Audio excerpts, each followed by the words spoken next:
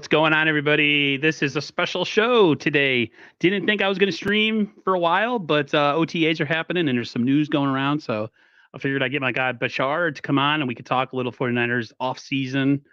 We've had some technical difficulties before the stream started, so please bear with us. It figures anytime you have time before you stream, a little extra time, that things are going to go wrong. And that's exactly what happened. So for anybody who's in the comments or will appear in the comments or watches this show later, thanks for coming through. I don't usually get too excited in May, but before you know it, it's going to be June, and we're going to be talking mandatory minicamp, and then before you know it, it'll be training camp. So Bashar, other than all the crap that happened before we started streaming, how you doing? Trying to do better. I literally had everything set up like 45 minutes ago, and then shit hit the fan and things weren't working thanks to StreamYard.com. But other than that, I'm doing good. I was surprised at OTAs. When I got saw the thing on Twitter that, here are the OTA dates, I was thinking it was sometime next month or so. I didn't even bother to read the date, and all of a sudden I got another alert a few days ago, like, today's the first day of OTAs. I was like, okay, wait, okay, all right, something's gonna happen. Again, it's OTAs, it's not real training camp practices with pads and helmets on, but you kind of get an idea of how people look like when they're running the offense or running certain things on defense, and within people trying to get acclimated. I know it's super early, but at least we have a little bit of a smidgen of football to talk about at this time of year, May 22nd. Yeah, and I saw Jair Brown. They asked him about the Super Bowl and if he's passed it, and he pretty much said no. And I retweeted it with the, me too, brother, me too, because it's like I'm still stuck on that game. And it's going to take a while. Nothing but a successful season is going to get me to stop thinking about last season. I remember going into 2020, COVID after the Super Bowl year, that it felt like the season started too quickly. And then that whole season, as we know, was a complete and utter failure. So I'm hoping things don't repeat themselves and that we don't have that kind of a disaster of a season. We got a lot of talent. There's some rankings out there that say we're the most talented team in the NFL, even more than the Chiefs. And I think that's true. I mean, it doesn't really translate into winning, as we've seen in the last 5 or 6 years. But the Niners and the people that run the team give the Niners a chance to at least have a good chance at a run this year, once again, by putting a really good roster on the field. Well, it translates to winning, just that winning at the Super Bowl or at the Super Bowl. It should eventually I think I really like our quarterback in terms of what he can do for this team in the future, and I just think some way or another we'll find a way to win with him. A lot of people disagree with me, and it's funny because about the Super Bowl, like, I noticed there's no middle ground with 49er fans. It's either, or even I guess maybe players too, I don't know. It's like either you're like, okay, we lost, but let's forget about it and let's move on and try to win the next one, or we lost and I'm super pissed off, and my brain's all fucked up. It's like I've never been the same mentally because of it. I notice a lot of people are still clinging on to the loss. I'm just not that type of person that clings on to losses like that. I move on from it. But a lot of people, there's people I know that are in your camp, Aaron. You're definitely not alone. No, it's just, you think about how hard it is to get there, and you think about how special of a team we had last year, and you look at the fact that Kansas City was probably the weakest they've been in a really long time, and the NFC West and the NFC in general, other than the two teams we faced in the divisional round, were the weakest they've been in a while. So it was the perfect opportunity, like Steve Young said, to do it, and we didn't get it done. And it's only going to get more difficult. You have the Detroit Lions, who I think are going to be better this year. We did a schedule streaming, you, Bashar, and Ted, and we all had us losing to them. We all had us losing to the Packers. I mean, it's going to be a tough season. Niners have a really tough schedule, as usual. I mean, what else is new, right? But I don't know. I don't know what it's going to take for me to get over the loss. I guess once the season starts and we still start racking off some wins, maybe I'll kind of start to kind of accept it. But it's tough because we know it took us how many years to get back to the Super Bowl after we missed it in 2019. It took 4 seasons. So people have this mindset of like, oh, it's an automatic thing. We'll be back. And it's like, doesn't work like that. I mean, the Niners were relatively injury free last year. Um, I don't think that happens this year, just based on the way that this team plays ball, both sides of the ball. Um, but I guess I could start with this topic for you to kind of put a positive spin.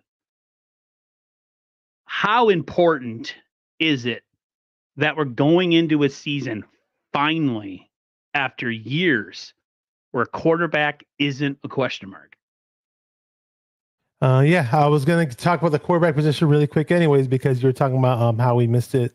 It took 4 years, and a good reason was because we didn't have a quarterback because Jimmy kept getting hurt all the damn time. Not that I thought Jimmy was ever a really really good quarterback, but he was able to fit in and run this offense to a certain degree for enough for us to be good and win because the rest of the team around him was really, really good, especially the defense. The defense was playing at elite levels for a lot of times that Jimmy was quarterback. And if you don't have that guy going into the playoffs, or you're luck trying to go to the Super Bowl, or we did go without him with Brock, and then that fluky injury that he had against the Eagles. But hey, at least when we did finally have a real healthy quarterback, we finally did get back. And I just think I know a lot of really good quarterbacks in this league do play consecutive seasons without injuries, and if Brock ends up being one of those guys, knock on wood, throughout his career, I do see another trip to the Super Bowl. I'm not saying this year guarantee, but in Brock's future, I wouldn't be surprised if he gets back at least 2 more times. I just really, really, I'm high on Brock. He really, really won me over, and this is coming from a guy who really, really wanted Trey Lance to step in and be the starting quarterback, a guy who supported Trey Lance, and we made the argument that we gave up the whole damn farm for Trey Lance, and he's got all this potential, and just wait for his potential to realize. But just in a strange turn of events, and in a scenario that Hollywood couldn't have written better. Seriously, man. I mean, if Brock wins a freaking Super, they're writing a damn movie about it, because Brock came up out of nowhere, last pick in the draft. Everybody knows the damn story, and he just snagged that freaking whole dream of Trey Lance from any fan that wanted Trey Lance to be the quarterback. He snagged that out of every 49er fan's hands who was rooting for Trey Lance, and said, "This is my quarterback job. I'm the quarterback. I'm the guy who's going to lead this franchise." And I don't think he's turning back. I really, really don't. Some people think Brock Purdy's very, very fluky, and that he's just a product of the system. He's a product of Kyle Shanahan. He's a product of the players around him. And I'm sorry, I've seen a lot of great quarterback play from when I first started watching football till now, and Brock Purdy does things that the great ones do. I can give a flying fuck if other quarterbacks who are supposedly elite quarterbacks can throw the ball 80 yards downfield. I don't see those guys with the if factor and with the winning capabilities and doing the certain things that Brock does and other great quarterbacks do that those other guys don't do. So I'm really, really excited about Brock focusing on himself as far as getting better within the offense. But I'm not worried about, oh, my elbow's, torn in half and I have to rehab it and all this other stuff. It's like, no, I'm taking another step forward with this offense, and supposedly he looks bigger and faster. That's the little mumbles I've heard in OTAs. I don't know how true that is, but I just heard a lot of good things about him early on so far, and it's going to be really, really exciting to see him. Sorry if I'm going on too long. I'm just really, really excited about what we have at our quarterback. It's fine. We're trying to fill an hour, so at least. Oh yeah, okay. I could go on for a whole hour talking about Brock Purdy. How about that? What do you think about what Bosa said when he asked about all the attention that he was getting, and he made a point to say that he doesn't think he's going to change. He's been a little bit more vocal, but he's a man of faith. I think his faith, you can believe in God, you don't have to believe in God, whatever. But people who do believe in God, I feel like whatever deity you serve or whatever thing you believe in, if it gives you focus in life and centers you, then so be it. And I feel like that's what Brock, what kind of brings him down to earth, where he doesn't get too high or too low after losses. And I think that's what the great ones do, is that they find a way to learn, but at the same time kind of move on, compartmentalize losses and compartmentalize wins, because you're never as good as you think you are and you're never as bad as you think you are. So what do you think about the people that they're successful channels on YouTube? They're big channels. They get all the views, the big names. You guys know who they are. A lot of those channels, and it's probably the reason why they get the views, is because they stir up controversy. What do you make about the people who make content who think that it's still okay to talk about Trey Lance and still think that Brock Purdy isn't the answer and that at some point it's all going to come crashing down? It's funny though because just to rewind a little bit, you mentioned you actually you mistakenly said the name Bosa. It's okay, I get it. Brock Bosa. They will start with a B. So I was confused. I was like, wait, because I haven't caught all the interviews. I did catch up and watch some, but I was like, wait, but Nick Bosa was talking about his faith. I never heard him talk like that. Interesting. I must have missed something. But then you went back to Brock. I was like, okay, yeah. And hey, Brock, I totally love it that Brock does that. Now, some people find it offensive that Brock talks about those things. I'm not saying a 49ers quarterback or an NFL quarterback has to talk about those things, but if it truly comes from the heart and they say, if they're asked the question, what fuels you and what gets you by and what drives you to be persistent and perseverant, if that's what his true honest answer is, that's fine. I have no problem with Brock Purdy saying that. Then again, some people might find it offensive that he's talking about his faith and his Lord or whatever, but I have no problem with it. As far as people, now keep in mind, I did mention Trey Lance just to give people some background on the whole Brock Purdy story. Obviously, you're never going to find me stirring up anything and saying, oh, what if Trey Lance this? What if Trey Lance that? And Brock Purdy's not a real franchise quarterback this, and we still need a real franchise quarterback who has an elite ceiling and all this other crap. You would never find me doing that. I don't know why there's certain people that are doing it, because a lot of people have, and they can get mad at me all they want. They can snip this and put it on Twitter and say, oh, why you're talking shit about me? And you're talking shit about me. I'm not saying any names. I'm just saying people in general. I don't know. I honestly feel they don't even have to stoop to that level because they already have the followings that they already have. They already have, the fan base, and they could just do without that. I don't know what drives certain people to keep going back to Trey Lance. It's pointless. I mean, if the Dallas Cowboys didn't give him his 5th-year option, what does that tell you? There was another article that I clicked on recently. I can't even remember the quarterback's name, but Mike McCarthy was hooting and hollering about some unsigned quarterback in OTAs, and then the article was basically entailing that. Well, Mike McCarthy's literally praising this guy, and he's not mentioning Trey Lance. What does that tell you about Trey Lance? So again, I'm not saying I wish bad things on the guy, but it doesn't look like a bright future for Trey Lance in Dallas. Now we did the right thing though, right? Look at all these other quarterbacks got traded for the same draft class. We got the most value for him out of all those other guys, of all those other quarterbacks that got traded in terms of what they got for draft picks. And just to fast forward a little bit ahead to what we might be talking about, I really like the pick of Malik Mustafa, the safety out of Wake Forest, and that's who we got with the Trey Lance pick. Now, whether he's going to be a great player, a good player, average player, or sucky player, we'll find out. But yeah, I don't understand the whole thing of drawing. Some people, not trying to again say I'm talking shit about you. I'm not gonna drop any names. I don't see what the big deal. I don't see why people draw up fake storylines either. I notice fake storylines have been drawn out for the sole purpose of getting views or getting a rise out of people. I don't get it, dude. I just, I at least go with what I perceive as the truth in terms of what I see on TV and what I hear from credible people, that are at practice and, within the organization. But drawing up fake stuff that doesn't exist, I don't know. It doesn't fly with me. I feel like hot takes are you a 49er fan? Are you a 49er channel? Or are you just a content creator? Because I think there's a little bit of a difference. People who strictly make stuff that gets engagement, they're more or less a content creator. They make content for massive consumption and for people to pull their hair out of and get all up in their feelings. And then there's kind of like me and a bunch of other channels who are like, found out that, just being a 49er fan doesn't necessarily get people too excited, but there's a difference between that, I think. And I'm never going to say anything that I don't truly believe in just for the sake of engagement and clicks. The one thing too, I'm trying to think. I lost my train of thought. I was thinking about the Trey Lance situation, and it's totally left me. We'll come back to it. All right, it'll come back to you. I totally lost track of what I was going to do. You what I thought about people stirring the pot up with Lance and whether or not I forgot. That whole draft class was bad. I mean, their whole draft class. No one has came Surprisingly, out of that draft terrible. class Yeah. absolutely atrocious. And I think some people just want to. I think people fall in love with the measurables like the arm and the speed and all that. I mean, look at Justin Fields.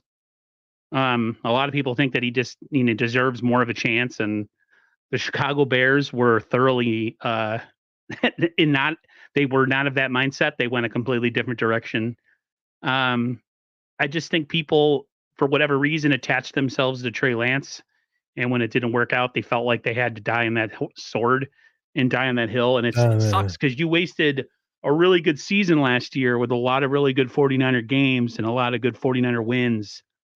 And you didn't allow yourself to really enjoy it because you're so caught up on this just unshakable thing that I saw a response to one of my. I posted a video. It wasn't from me. It was a clip from something else. And all the guy did in the video was talk about how Brock Purdy isn't the guy and that we are praising him and he's no good. He can't get it done for us. And I made it. I attached my name to the comment and said like, this guy's probably one of those Trey Lance stands who just is so upset that he would eventually, if I let him kept commenting, come up with the old. If Trey Lance had a shot in the Super Bowl, he probably would have done way better thing. We got that last year, and I just the guy can't even win the guy's not even dressed in Dallas. I don't know what else tells you that a guy just maybe isn't fit for the NFL, but some people aren't gonna let it slide. I think Larry Krueger still thinks he can have a good career. Again, massive views, huge following, so people are gonna take what he says as gospel. So Yeah, I was about to say Michael Vick. Justin Fields is what I was going to say. If I were okay, so I kind of sort of give Justin Fields a little bit of a pass because what quarterback has ever had success in Chicago? It's like nobody. Chicago's just like a graveyard for NFL quarterbacks, right? So I think best thing for Justin Fields was to get out of Chicago. But in some ways, it's like I see Justin Fields out there. Didn't he like run like a 4.35? He ran some ridiculous 40 time. And when you see him running on the field, he looks really, really fast. He looks way faster than Trey Lance ever did. That's the whole thing that I thought was a farce where this whole Trey Lance is super athletic. Yeah, he can throw the ball really, really far, but is he really the athletic in terms of mobility? He was supposed to be, but it didn't look like it as a 49er quarterback. And Brock Purdy's mobility looks much more what's the word I'm thinking of? Practice. Twitch. Yeah, I mean, Brock Purdy's it's just more I can't think of the word in terms of practicality of an NFL quarterback, or where you need to be mobile as an NFL quarterback and where it counts as being mobile. With Brock Purdy, he does it like the way he does it is how it matters. Now, it's just I can't. I was going to have a better word to explain that, but it was kind of a letdown as the Niner fans. There's a guy who was back in Trey Lance. Every time I did see him run, he looked pretty slow in the pocket. He didn't look. It just didn't look like it worked. But back to Justin Fields.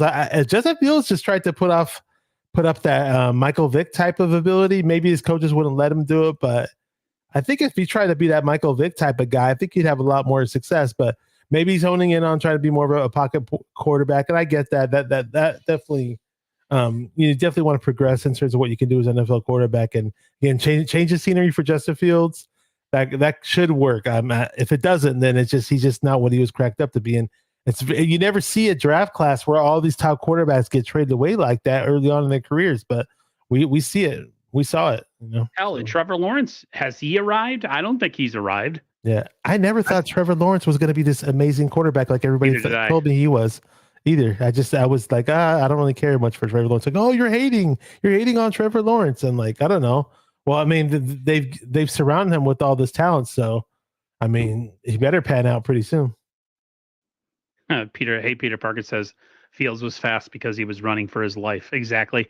Yeah, you were dead set on Trey Lance, and you were really upset was you thought you said that you didn't think the Niners gave him a proper chance, and then as even someone like Ted talks ball. Ted's a big proponent of Trey Lance and didn't think Brock, had what it took. And like, he's still not like, ooh and ah and just awed into just just fallen in love with the guy. But like even people who were dead set or just not impressed by Brock Purdy at first have been converted. And you were one of them. I remember, like I said, we did streams. You were in one of your, famous rants, a lot of adjectives, a lot of swear words. And you were really upset. And it's funny how both of us have. I'm hard to impress too because we all lived through the Montana Young era. So like 49er quarterbacks have a certain level of greatness they need to reach, but he's definitely on his way. And you're right. I mean, as long as we have him at quarterback, I think the Niners quote unquote window has a chance to stay open. But we'll see. I mean, it's only May. Nothing happens in May, but it's the things that you do in May through August that prepare you for the season. So I try not to get too in up or down with the training camp OTA stuff, but it's it's nice to have an off season where our quarterback is there, he's healthy, he's participating, he's the leader, he has a more of a voice in the locker room, all that stuff. So happy. Any other thoughts, or do you want to move on? Yeah. You said it was, well, it's gonna be really, really quick, but it was just I don't get it how I literally had people hitting me up on social media. Anytime I post up a big stat line about Brock Purdy or somebody reviewing Purdy's film, I literally had backlash from 49er fans, and they're like, "Oh, you're deriding Brock Purdy, blah blah blah blah blah. It's sad of what you've become." I'm like, dude, he's balling for us. What do you want me to say? If a player balls out for us, I'm gonna give them their flowers. Like, and he look at the numbers he's putting up. Look at the games we're winning. Like, oh no, Brock Purdy, blah blah blah, and it's for the same people who are still crying about Trey Lance. And one of them had the nerve to tell me that if Trey Lance was the quarterback, we'd have been undefeated. Like, okay. All that. Yeah, I was like, okay, I don't want to even talk about this. It's just dumb. It's just stupid, dude. It's just ridiculous. I can't believe these people are 49er fans. I never seen them complain so much about a player that's really good for our team and winning us games. It's not like Jimmy G, where Jimmy G's handing the ball off a million times to Mostert and the defense is balling out, and Jimmy throws the ball 5 times and we'll call it a game, get the W. Nothing like that. Yeah, there was a thing that happened during the season last year. We won't say names, but it was like somebody made a post and they just had to make it about Trey Lance just to get people in their feelings. And then when confronted about it, they said that they weren't trying to cause any controversy within the fan base. But that's exactly what it was. Like, if Brock Purdy was replaced by Trey Lance during that Browns game or that losing streak, do the 49ers still lose? And it's like, he's not on the team anymore. He's not part of this organization. I don't understand what you get from just holding on to that. It's like, let it go. It's over with. The guy might be out of the league soon. Like, it might be over for him. So stick that in your pipe and smoke it. I don't know what else to say. It's over. One thing that's not over is Brandon Ayuk's holdout. According to some, they're not even close to a deal. So I'm going to ask you, how do you feel about that? Are you worried? Do you think he's going to get traded? It might as well ask all the stuff that people are throwing out there. What's your opinion on Brandon Ayuk not being part of this team? And even Juwan Jennings has inside his franchise tender. How do you feel about that? Yeah, it's kind of weird about Jennings too, right? When we drafted Ricky Pearsall, I was thinking, okay, like right away, I was like, okay, Debo's getting traded. And then they said that Kyle and John are like, oh yeah, Brandon Ayuk texted us, and he's like, fire pick for Ricky Pearsall, and yeah, Brandon Ayuk texts us all the time. Da da da da. I'm like, okay, well if he's texting you guys, it sounds like a deal should be getting done. It sounds like you guys are all happy go lucky with each other, which is cool, I guess, as long as they get a deal done. And I do have 2 friends. Not that I'm sitting there, not that I know everybody tied to the organization or anything like that. And I luckily just networking with 49er fans all throughout the years and doing the YouTube stuff and social media stuff, and certain people I've been connected to with on social media for a very, very long time.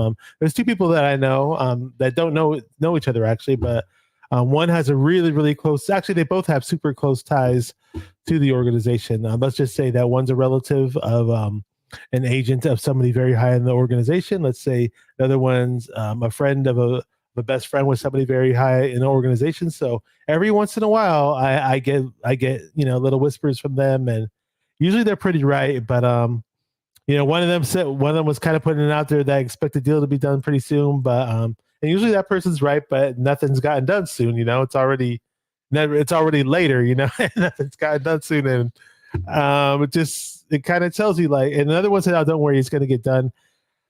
So I'm kind of confident that a deal gets done, but the longer it goes, it's like, oh man, what's going to happen? And then you see more whispers throughout the media from 49er beat writers and just 49er insiders, and they kind of make it sound like both sides are far apart.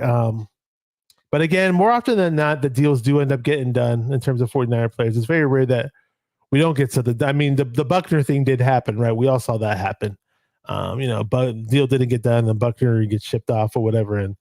But for the most part, the sport, Bosa ended up signing, right? I mean, for whatever weird reason, though, the 49ers just love to make this the most dramatic situation you could possibly make it. I mean, remember Michael Crabtree? It was until like week 4 until he signed his damn contract, and they had to get freaking MC Hammer involved. Like, you can't make these stories up, man. It's just whatever. I'm not even that's why I tell myself not to stress about it, because it's just going to give me one more thing to stress and get all nervous about. And then lo and behold, something probably happens like 4 months later, 1 week before camp. Hopefully he signs early before that, though. I don't know. Hey, Peter Parker made a good point. He said, I wonder how much of a low ball offer the 49ers sent to BA's agent. It's funny. There was a I forgot who it was on Twitter that made the video. He said there's two sides to this. It's, you have the side of the 49ers saying, we're not going to give you the deal for Amari St. Brown because there's not production. And then you could have the agents saying, well, he doesn't get the touches. So like both sides, I feeling are lobbying for, different things. One side giving a lower side of an offer. And of course, BA side trying to get the most out of it. I think the 49ers are past the point where I'm worried about them making a trade. I think he's going to be on the team this year. I just don't like that things could run into the beginning of the season like last year with Bosa, because that was very detrimental. The defense started slow without Bosa, or with Bosa, even though he was there. And I kind of have the feeling that the 49ers offense will be funked up with him, if he comes in really late. I'm sure he'll stay in shape, but as we saw with Bosa, you could be in phenomenal shape, but if you're not in game shape, practice shape, it really doesn't translate to the field. Everybody wants him here. Everybody likes him. Brock Purdy talked about how much he, respects him and how good he thinks he is, and he wants him here. So I think the Niners people within the organization know exactly how to. We talked about engagement and clicks and views and interaction. Well, the Niners are the kings of that when it comes to contracts and contract extensions. So sure, something will get done. I have a feeling it'll get done right before the beginning of training camp, or maybe day one. And then, it'll be business as usual. I get so sick of these because it's like, it makes for cheap heat, so to speak. Like in wrestling, like how to get a quick pop. Well, let's go for cheap heat. Let's make fun of somebody's hometown, or say things about somebody's baby, or make fun of a fat guy in the crowd. This to me is cheap heat. It just makes for cheap clicks and views because you can run with it. Somebody could come out of left field and say, hey, I have a source that says that he's going to get traded and it's going to be for, you know what I mean? So it's to me, it's just a matter of time. But until it happens, until it happens, it's just going to be more of the same. Like I said, I didn't really want to do any off-season OTA streams, but it is something that's been going around social media that a lot of people are very, very concerned about. Not really concerned yet, but the longer it goes, I will be concerned. Yeah, there was something that you said that I wanted to touch on. Oh, probably not. What it was let's go to this guy's comment, because I just as Leon Sandcastle said, could they be waiting until June for Armstead money and day cap to lower? Great comment. Great. I didn't even think about that. I didn't even think about that. That's a great point. And I've been wanting to say this because I've seen this guy. I don't know who he is, but I love his screen name and I love his profile picture. He's probably somebody I know, and he's being rogue or whatever. But I don't know. I just think that's hilarious. Leon Sandcastle. It was also Deion Sanders. Everybody, you watch NFL Network. It's like Leon Sanders ran at the combine, right? And they did this whole freaking character thing based upon it. It was kind of funny. Pretty sure it's on YouTube somewhere. But Yep. also want to shout out on Red Jets in the chat, saying what's up to everybody. And she goes on with Terradome every Thursday, so check her out on Terradome's channel. And they do a great job. They talk about the Niners, but of course, every now and then they talk about NBA playoffs or little hip hop or little movies, little TV, little comedy. So it's just a good time watching them. Thanks for coming through, Red Jet. I appreciate it. Appreciate it very much. Yeah, it's I feel like it's just going to be something we'll be talking about in September about how I can't believe they got that deal done right before training camp. It just seems like par for the course. Let's go and talk about another. We referenced Bosa, right? And we talked about last year Bosa not showing up till week 1. Bosa's had OTAs this year, bro. Yeah, he showed up for the weird. First OTA. Yeah, because you got guys like Trent Williams who aren't here and CMC who aren't here. Fred Warner, who's not really doing stuff. I don't know if he's there or he's on the side field. I forget exactly what it is, but what's your take? Are you worried? Because I don't know about you. They showed a clip of him slipping, and all I could think of is like, get that man off the field. But that's part of football. If you get hurt, you get hurt. You know what I mean? But I'm happy to see it. I think it's a good example for the young guys that a guy that makes that much money and is that important to this franchise is popping in OTAs. I think it sets a good precedent. What about you? Yeah, so maybe next year we'll see Brandon Ayuk at the first day of OTAs. well, Debo was there, right? Debo was wearing number 1. Excuse me for the hiccup, but yeah, cool to see Debo. Nick Bosa out there. I think they were saying that he's in really good shape too. I didn't see a really good shape. I mean, he always looks like he's in better shape than the rest of the team, in my opinion. I mean, I kill to look like Nick Bosa when I take my shirt off, but that's not the case. But yeah, Nick Bosa he's awesome, and hopefully he has a better season. Not that he had a bad season, but hopefully he has a better season this upcoming year. And love to see him do better in the playoffs. Not that he does bad, but we all know that he gets help from time to time. But I just want to see him make like a great noteworthy play in the playoffs in a big time game, or more than one of those plays. You know, just a few, just some big time sack or some big time forced fumble. I would love to see that come playing playoff time. And we all know he's capable of it. Kind of seems like he gets gassed in playoff time.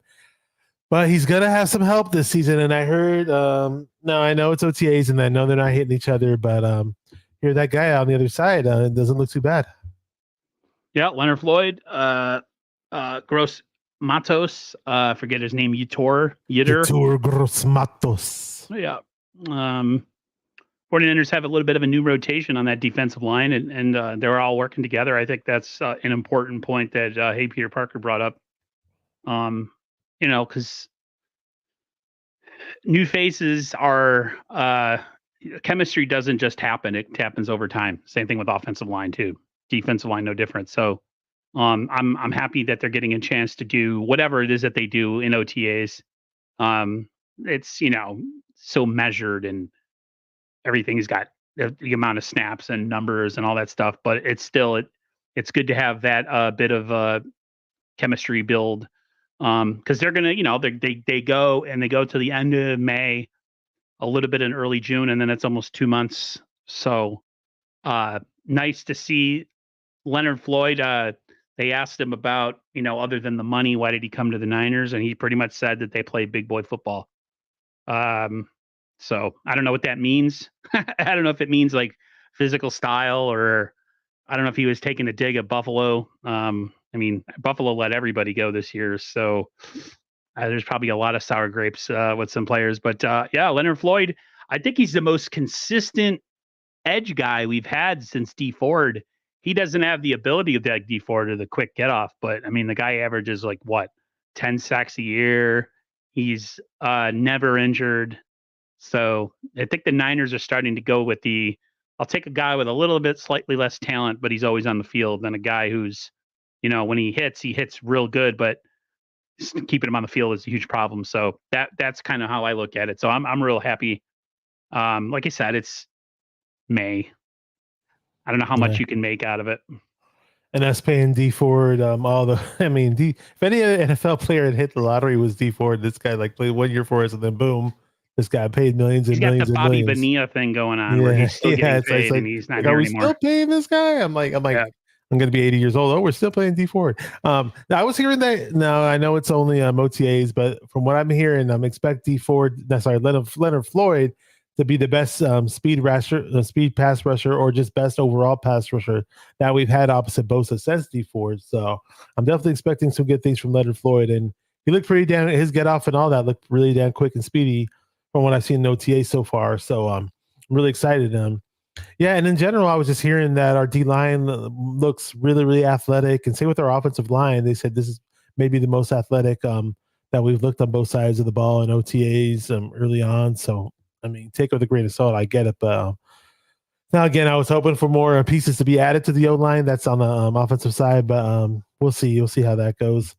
And yeah, great to see Bosa. Somebody said something. Well, I think you already mentioned it. How I think it was Peter Parker that said that Bosa's going to be out there teaching the younger guys. Hopefully he does. I mean, all the skills that he knows, he's got and he's not the fast. He's fast, but he's not the fastest guy, and he just has excellent handwork, and he does certain things with his hands that's really, really nice in terms of his moves, and hopefully he could teach that to other people on our D line. That'd be great.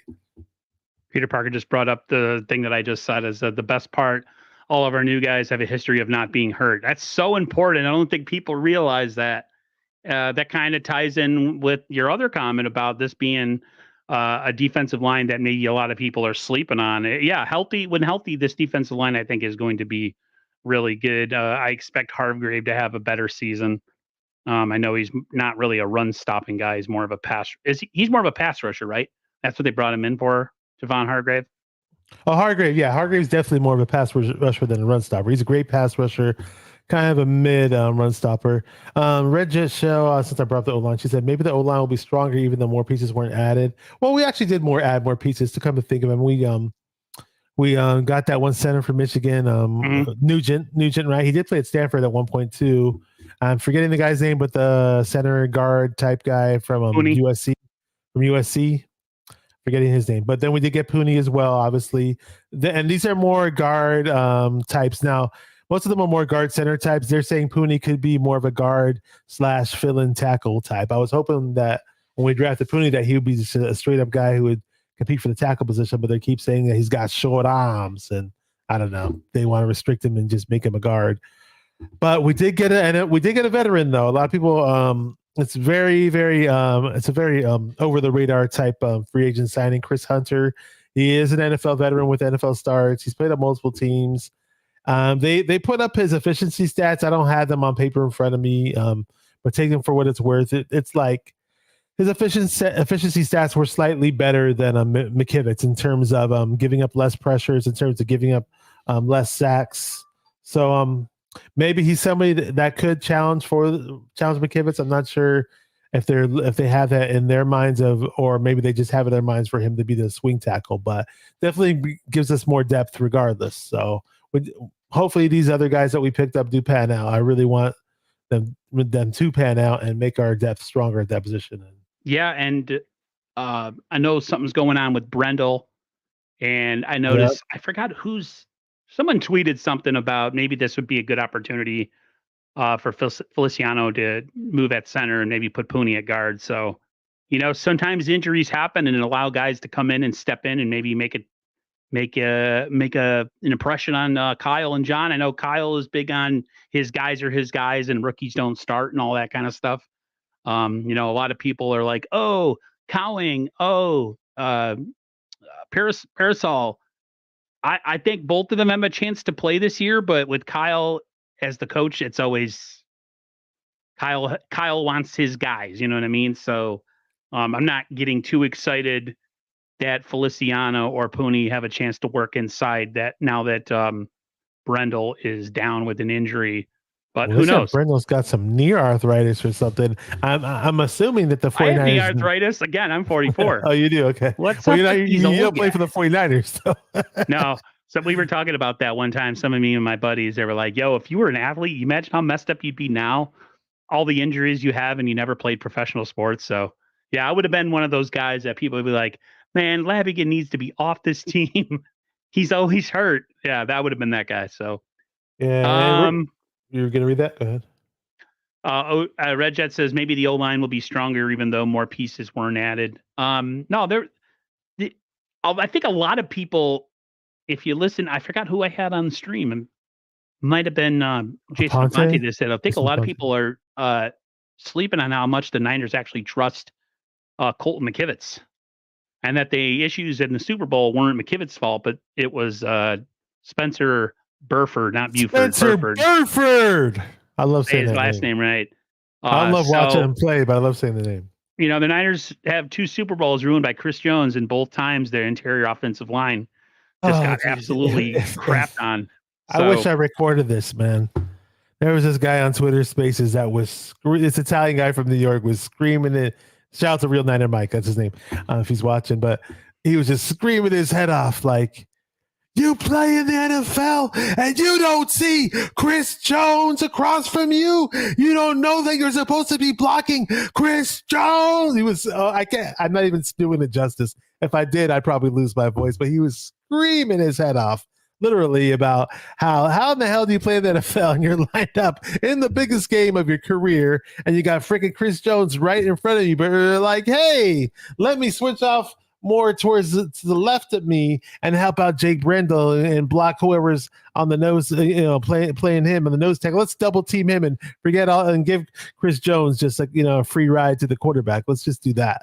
And that's basically what happened. And that if I could take out one play of the Super Bowl and redo it, that would be it. That would be the play that I redo. With all the F ups that we had before that, we get that they just put a freaking body on Chris Jones for a split second. It's a TD, but whatever. You have one job. You had one job.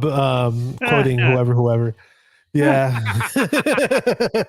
Sorry, people. We have a little inside joke. Yeah, it's an inside and an outside joke, but yeah, offensive line. I played offensive line in high school, and it's very dear to my heart. And I'm keep in mind, I'm not all about like getting the big name player at each and every position. They got to be this big name from college. And I know sometimes there's obscure guys that do pan out. I totally understand that.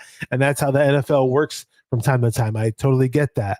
And then Richard did bring up a good point, though. Maybe some of our returning guys will get better. Knock on wood. Hopefully that's the case. You mentioned McKivitz. I don't necessarily have the biggest faith in McKivitz. I really don't. I just kind of see him as like, whatever, he's serviceable. Neither does Peter Parker. He says 1 year of Colton starting and getting dominated every week. I think we've all seen enough. You might feel that way, bro, but somebody on the 49ers doesn't because they didn't address offensive tackle. Man. I hope is it Greg Forrester or Tom Forrester? I always forget his first name, the offensive line coach. That was a guy that was that Forrester. He's still with it. Chris Forrester, right? I always jack his name up. He better be. He's really confident about this McKivitz shit, and hopefully he's right because I just don't. It's Chris Forrester, yeah. I just do not want to sit there and scream my head off at certain f ups that McKivitz may be prone to do, and just I don't know. Hopefully he takes whatever criticism that he may see from social media or for the fans and use it as fuel to his fire to get stronger and get better. And if I was McKivitz, I would make sure to have Bosa in front of me every single down of freaking practice, because that's the only way you're going to get better is have the best on your team in front of you, day in and day out. But hey, maybe one day these guys will get better. We'll see. Leon Sandcastle with another great comment. He says, I think good number of rookies contribute this year. They drafted older rookies with a lot of experience. It's a good point. That is true. That does help. That was made during and after the draft that the 49ers drafted guys that are ready to play. So I think the Niners learned their lesson, people, with the Trey Lance pick that we sure did. We gave up way too much for that. We just I think the Niners didn't go the route of he's had like 11 starts, he's good to go. if they only had a damn some gypsy lady with a crystal ball in front of them and be like, no, don't draft him and trade all those picks for him and wait till next year and draft the guy with the last pick of the draft. He'll be so much better if we somehow knew to just hold on to our damn draft picks. Hindsight's 2020, as they say. Yeah. I got something I want to touch on. I'm not sure. Okay, where they announced. I want to hit this one real quick. He says, Aaron, no cap. When they announced Parasol 30, what was your reaction? I didn't do a lot of studying on this draft, to be honest with you. So I didn't really know who he was until I got a chance to watch and look at him. And the more I've heard, the more I've fallen in love with the pick. But like most Niner fans, I was expecting OT at 31. Mm-hmm. The problem is with that kind of mindset, if you're at 31 and the OT you're picking doesn't have the ability, or at least you don't think he has the ability to beat out Colton McKivitz, would you draft the guy anyways just because you have to have an offensive tackle? Like, you can't draft based on needs. You have to draft based on your board. And if sometimes the board and the needs kind of meet up in the same place, I think the Niners looked at the situation at wide receiver, and they looked at who was on the board, and they looked at the offensive tackle, and they looked who was on the board, and they said, you know what, this guy probably won't beat out Colton McKivitz. And then they were like, well, this guy could really add something to our offense because he's, this, that, and the other. So I've grown to love the pick. I'm not as mad as a lot of people are at offensive tackle at the last pick or second to last pick in the first round, because we don't know how the Niners rank these guys. And if the Niners, like I said, if they don't think the guy that's in the building, if they think the guy in the building is better than the guy that's coming in, why would you draft them? So, but that's just me. Yeah. The 49ers director of player personnel, I think he kind of took over Adam Peters' role, you could say, Tariq Ahmed. And they asked him after the draft, and he kind of said something funny. It was kind of questionable. He said something like about how it takes some certain type of intelligence to play offensive line for the 49ers, and certain guys that may have been available where they were picking, they didn't necessarily think had the intelligence to jump right in and be a starter for the 49ers or whatever. So thought it was kind of funny that he said that, but we'll see. I mean, I don't now when me sitting down watching TV, watching the draft, and I keep in mind I studied the draft a whole lot. I did like 100 mock drafts on my own before the draft. Even though I didn't do any mock draft videos, that's because I wasn't able to go on YouTube. I had some serious health things going on, but I definitely did some mock drafts on my little phone and my laptop, and I saw Ricky Pearsall's name pop up a lot. Keep in mind, I did see his name. I know who he was. I even watched some of his videos, and I had other wide receivers in mind before him. Now, Malachi Corley, who I thought was kind of like a Deebo Samuel type clone. There are a few others, and I didn't necessarily study Pearsall as much as I did the other guys, but I did see him. But when I saw, now I'm sitting back watching TV, I'm like, what? Like, why are we picking this guy so early? Because according to those draft websites, which aren't always right now, I mean, if all those draft sites were right, then those guys who run those websites would have NFL jobs, basically. Let's be real here. And I've seen it year in and year out where those, and not just trying to justify the Pearsall pick, but I've seen year in year out where people on those websites were projected to be drafted way higher than they were, or a lot of them were drafted way lower than they were. It happens year in and year out if you're somebody that goes on those mock draft websites. Now, do I like the player? I like the player, not necessarily where we picked him, but rumor has it that he was going to be picked in the second round anyways. But keep in mind, we were picking late. We were the last pick of the first round, and then our next pick was like pretty late, so we were going to miss the boat on him if we just sat and waited, right? Mm-hmm. Supposedly people were going to get him at some point in the second round, if that's true.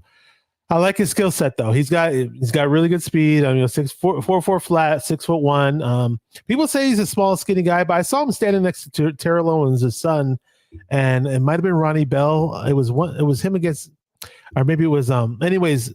Like Pearsall's in the middle. Pearsall's got bigger guns than T.O.'s son is what I'm saying. I'm not saying that he doesn't have to get stronger. He doesn't have to get bigger, maybe a little bit bigger, but he's not like, it doesn't mean that he's never spent time in the weight room or anything like that. Cause his arms look pretty jacked. He's got incredible leaping ability, like a 44-inch vertical leap or something silly, ridiculous like that, if I'm not mistaken. And they said his route running is really, really nice. And right off the bat, some people at OTAs were saying that he looked like an NFL veteran.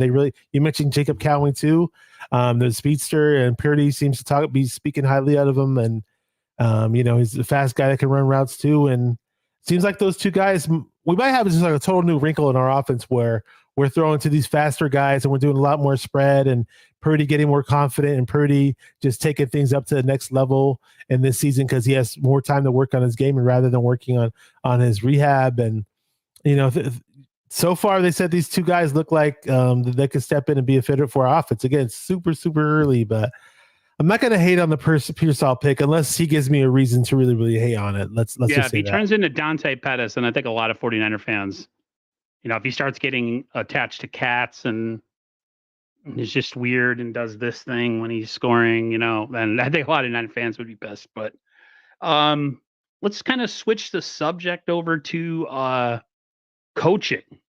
Some new coaching titles in the building. I'll put them up on screen here. I had to abbreviate the last one here, but we have Brandon Staley, assistant head coach, defense, Clay Kubiak, offensive pass game specialist, Mick Lombardi, senior offensive assistant, former Seahawk, KJ Wright, defensive quality control, and Jordan Hogan, offensive assistant.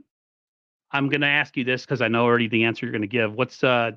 Who's the biggest, who's the most interesting one out of this whole bunch? Muy interesante for those who speak Spanish. Most interesting one, I guess you guys say it's Brandon Staley. You have to say it's Brandon Staley because he's a former head coach for the Chargers.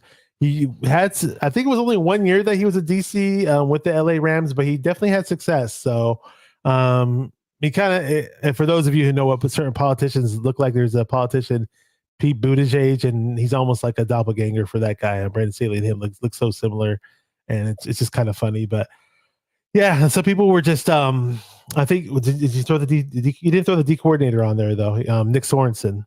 Yeah, they didn't. Yeah, that wasn't. Yeah, it wasn't.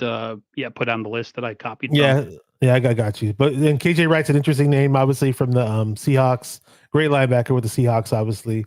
Nick Lombardi, I'm not familiar with. Clay Kubiak, I am because I remember his dad, great Kubiak, that played for the. He was the John Elway's backup, basically. Yeah, and so that's his son, basically, and. Yeah, Brandon Staley's definitely going to be interesting because a lot of people were complaining, like when Nick Sorensen was going to get interviewed, they were kind of like, wait, because Nick Sorensen was kind of alluding to Brandon Staley showing him the ropes in order to how to drop defenses and be a DC. And some people were like, okay, is Nick Sorensen just going to be a figurehead, or it's like, is he just going to be like, texting Brandon Staley the whole time? Hey, how do I do this? How do we do that? And is Brandon Staley going to be calling the shots for the defense 50% of the time? So that little wrinkle is going to be very interesting. Maybe maybe they can work together as a great tandem in unison and just make our defense really, really nice. And who knows? It's very, very all these unknown factors when you bring in so many new names, and hopefully it works. Hopefully it pans out. And some people were pissed that Steve Wilkes is gone. Some people we're happy to see him go. And I just hope we made the right move and we can move on forward from that. So here's my mindset. They make moves based on the players and what the players want and what makes comfort, what is more comfortable for the players. So a guy like Sorensen, we go in-house and then we hire a guy to help him out. There's kind of like no excuses now, especially from the defensive line and the defense in general, because now you have your guy, the guy that you guys were lobbying for, the guy that's internal. You didn't go outside, try to get a guy and try to, square peg, round hole type thing with your defensive coordinator. So yeah, that whole excuse that we had last year where it was Wilkes and Wilkes's scheme and the players didn't like the scheme and that's why they played bad in the Super Bowl at the end. Like all that's out the window because Sorensen, depending on who you speak to, they said he's more in line with the guys that were here before, Saleh and D'Amico. So if that's the case, then that means the Niners defense is going to come back and be one of the better upper echelon defenses than we've seen last year. I'm going to add one thing really quick. Go ahead. Because I forgot to mention this when we were talking about Ricky Pearsall and just certain players that we drafted. And, a lot of people thought we reached for Pearsall, but Not saying that this is going to be 100%, set in stone and, hey, Bill Walsh said this, so this is going to be the truth, and Pearsall is going to be really, really, really good. I'm not justifying it, but I'm just going to go off of Bill Walsh's draft philosophy. And we all know that he had his hand in drafting a lot of great players. We know that, and but he always told people that it never matters where we pick players; it only matters how they play, and I think that's very true. So, sorry to cut you off, though. Oh, no problem. I want to add one thing is it about Bosa being back at camp is it's really nice to see the real Nick Bosa as opposed to the fake one that's been floating around Twitter. Well, the real Nick Bosa, please stand up. I like the real Nick Bosa a whole lot better than the fake one. The fake one isn't very funny. So there's that. Let's see where we got here. Would you consider this to be the last dance for the current team that's here with some of the veterans that we have in the building going into this season, Bashar?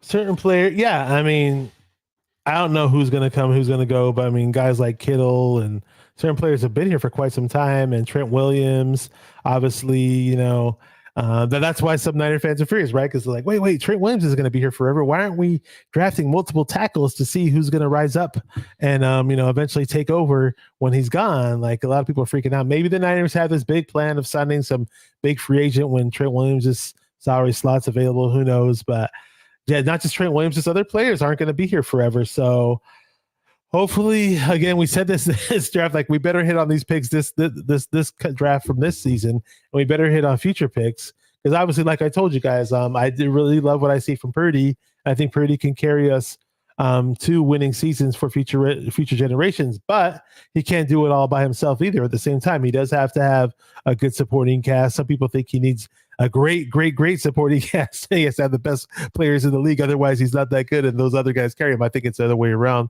Well, I just think that he's really good on his own, but obviously you need at least good players around him, and hopefully he gets better. Like other quarterbacks I've seen throughout their careers, they just get better, and where they don't necessarily have all pros around them, but they still find a way to win, and just for simple fact that they're a better quarterback in this league. But again, with the guys that we have currently, maybe 2 more years of trying to win it all. And again, we better find some good free agents and draft properly in the future. Yeah. Sentinel thinks that the Niners, this 2017 to 2021 era version of the team is kind of on its last leg, and I agree. I mean, you got to really sit down and take a look at guys like Debo and guys like Kittle. Does Kittle still want to play? Is Kittle's brand more important than his love for the game? And then Debo, just injury, age. If they hit on these 2 wide receivers, then you guys can be expendable. And when guys are expendable, you don't pay as much because you're on rookie deals. You're able to build the team in other areas and prolong quote unquote, this imaginary window that everybody keeps talking about. So yeah, that's kind of how I look at it with that. So next thing I wanted to ask you about is the 18 game schedule. Some players were asked about it, and almost all of them balked at the thought of an 18 game schedule. Of course, the guy who runs the league, the commissioner, he's going to try to tell you that, we'll just knock off a preseason game and then everything will be great. What's your thoughts on it? I think 17 is good enough. I don't think they need to move it and get another game on the schedule. I mean, then 49ers can, barely be healthy with the normal the normal schedule that used to be. Add another game onto that, you might as well just shut it all down. So what's your thought on it? Yeah, my thought is there shouldn't be a thought, meaning there shouldn't be an 18 game schedule. Leave it at 17. I want to stick with 16. And if you do jump up to 18, it just ruins the whole legacy of NFL players in terms of setting milestones, in terms of just stat lines and all that from career stats compared to other great players from the past. Like, your whole measuring stick in terms of greatness, it's just going to be messed. It's just going to be messed with. I don't, just leave the game alone, please. But of course, the NFL is going to be money thirsty like they always are. It's just, I don't know. I don't know how they're going to do it. The collective bargaining agreement is going to get all in the way, and they're going to have to do a whole bunch of things. The players are going to want more money, and just leave it alone. I mean, like you said, not just the Niners. Other teams have a hard time staying healthy too. It's just please, just 17 is more than enough. Yeah, and then the whole fact that the Niners got 2 Thursday night games this year. If you move another game and put another game on the schedule, and they don't want to add another bye week, then no, absolutely not. There should be at least 2 bye weeks if you're going to have 18 games. I'm sorry, I don't. 9 and 9, 9 times 2 is 18, right? So, uh, the NFL, it's a business. Players leave your team to go to another team. It's a business, but the people that run the league, it's a business too. Just like they knew things about Taylor Swift and making sure they, put games and schedule things around her concerts and stuff. I mean, Oh she my brought she god! brought money to the league. She brought eyes to the league. The Chiefs winning the Super Bowl was just the right thing to happen. I'm not going to say that that had any influence. I think the Niners could have won that game, but everything went the way that the league wanted to, as far as getting the right eyes on the product. Young girls, cheering for their Yeah, their. can we bring in some freaking bikini models and whatever, just to catch the NFL's attention and have all the focus be on us? Do something. I don't know. Come up with some stupid idea Yeah, we need to have. so we could be the storyline Cinderella's. I don't We need know. like a Journey reunion of the original, and they could just sing that song over and over again. Well, too bad the guy doesn't really have the pipes that he used to. Steve Perry. Yeah, they're all gone. I don't know what throat injury it's throat. Did he have throat cancer? He had something going on. Who knows? Yeah. Those were the days. Real quick, they talked to Dre Greenlaw. He's just out of his boot. He was still limping when they had the little, I don't know, ceremony or whatever with Steve Young and the other quarterbacks, and I think it was Alex Smith too. He said anywhere he goes, I might be back week 2, week 7, 8, 9, 10. They talked to Johnny Holland. He said he misses his his intensity and his excitement on the field. I'm of the mindset, and this is kind of my last really thing to talk about, is bring him back when he's ready. Don't rush him back for the sake of rushing him back. There's plenty of talent on this defense. Other players got to step up. You got 2 second-year guys in Jalen Graham and D. Winters. You got Fortune that was drafted in the 7th round, and then you got the guy, what is it, Devondre Campbell, that we got from Green Bay. So no reason to bring him back early. Bring him back when he's ready. He's the heart and soul of our defense. I know a lot of people say Fred Warner is. Fred Warner melted in the Super Bowl when the pressure was at its best because Greenlaw wasn't in there. I hate to say it. As soon as Greenlaw left that game, the whole defense played differently. So he's my guy. Not just because he's a psycho and he like plays past the whistle, but I just think the Niners were hitting differently. They were tackling differently early in that game. And as soon as he went out, it was curtains. So I don't want to talk about the Super Bowl anymore, but I'll say this: the moment Greenlaw went down, I had a pissy the way you've been pissy and frowny all offseason because we lost.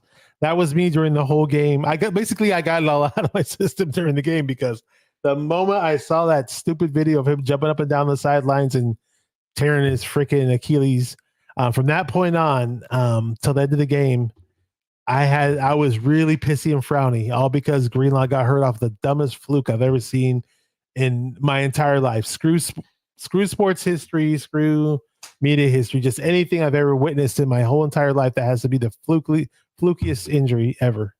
And hopefully, prayers up to Greenlaw. Hopefully he finds a way to come back, have a miraculous recovery, and be the same guy. I don't know when they're really, really gonna expect to see him out there. I had no idea, but we did draft DVD winners last year and Jalen Graham last year, and we have Tatum Bethune, I believe his name is, the rookie for Florida State. We got the guy Gardner from the Packers. So is that his name? What was the guy? Devondre Campbell, right? Sorry. Mm-hmm. Yep. Yeah. So hopefully at least 2 of those guys step up. If 2 of those guys step up, not saying they have to be Dre Greenlaw, but just step up and be a little, not just serviceable, but a little bit more than serviceable. We should be fine. And praise up to Greenlaw. I'd hate to see him, his career just go completely down the tubes after that horrible injury. So yeah, I love Greenlaw. He's awesome. Um, this is a good one from Sentinel. I totally forgot about that. He said the injury was on his good Achilles. NFL sabotaged the Niners a little bit with the training facility bullshit. Yeah, I totally forgot That might about have been that. part of Yeah, it. That might have been a reason. That you could have never been. know. You never know. Um, I, I'm still mad about the Super Bowl. Hey, they asked Jair Brown. Jair Brown still isn't over, but I'm sure once the season starts, Jair Brown will be over it. But it's going to loom over this offseason because of just how close it was again that we could have won. So that's pretty much it for us. Thanks for who did decide to join the stream.